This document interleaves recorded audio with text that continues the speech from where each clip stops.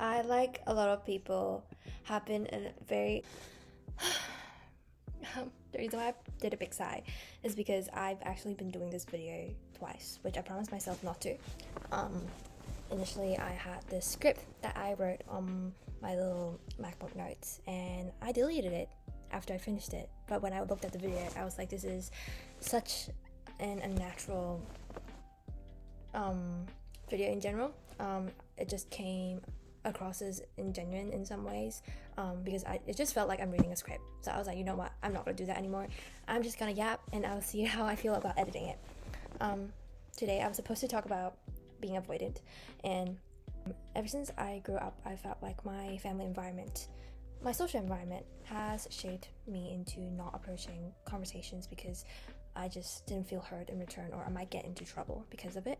So it really affected how I handle conversations with people, especially uncomfortable ones where my needs or wants are not met, or when my boundaries were crossed when I was in relationships, friendships as well. There are quite a few people that really helped me navigate how to be less avoidant and how to strive to get a balance. One of my closest friends from high school at the time, because I would had like conversations with him like for hours, and he really encouraged me to be more confrontational with my feelings and how I can get my wants and needs met, and how to actually navigate those conversations with people to take action afterwards as well, and to navigate conflicts. My first relationship also really shaped how I am with my communication style, because I was very avoidant as well in conversations. So when my needs were not met, boundaries were crossed a little bit, or end up like hurting the other person as well because I didn't communicate what I want, which can be confusing to other people. It's very hard for me to see at a time as a teenager, because it's like I was looking at myself in the mirror and can see all my flaws and things that I'm very insecure about as a 17-year-old. And so yeah, that really helped shape how I can be more communicative in conversations, and they really helped me as well. And when I went to uni, I also started therapy at the same time. So they provided me with the language to express how I feel and how to further navigate conflicts.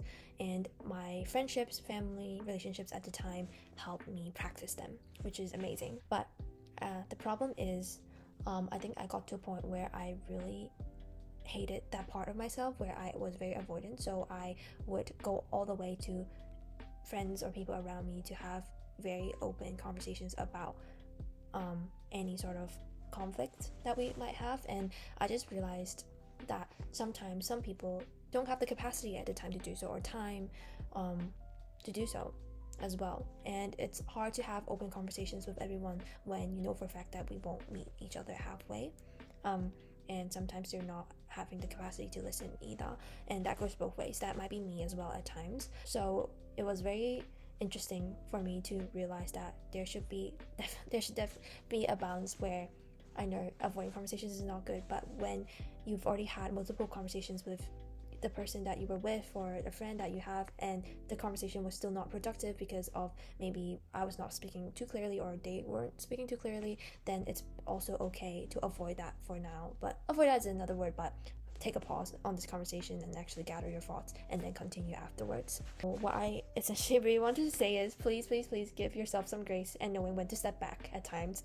It's okay to take a pause, even though like it does look like you're taking a few steps back when you're trying not to be as avoidant, but it's okay to ask for space when both of you or either of you doesn't have the capacity to have that conversation at the time. It's all part of learning how to navigate relationships without burning yourself out, because it's not about who's doing more or when are you doing the quickest. It's about knowing when you've already done enough and where your limit is. I'm really hoping that I'm really interested to see what people might think. And I just want to say the reason why I'm doing this little camera setting is because I am very inspired by Yen, whom I saw on YouTube for a while. I really like how she films her videos because it felt very natural. It's like I'm talking to a friend or I'm listening to a friend, so it felt really cozy. And I really like Benji Plant's videos with his boyfriend Chris as well. Like their video styles are also very healing. I really hope that my videos this year or in the future can give someone the same heartwarming feeling that I feel with the YouTubers that I watch from time to time. So yeah, whoever watches this, have a good morning, afternoon, evening, and night. Bye.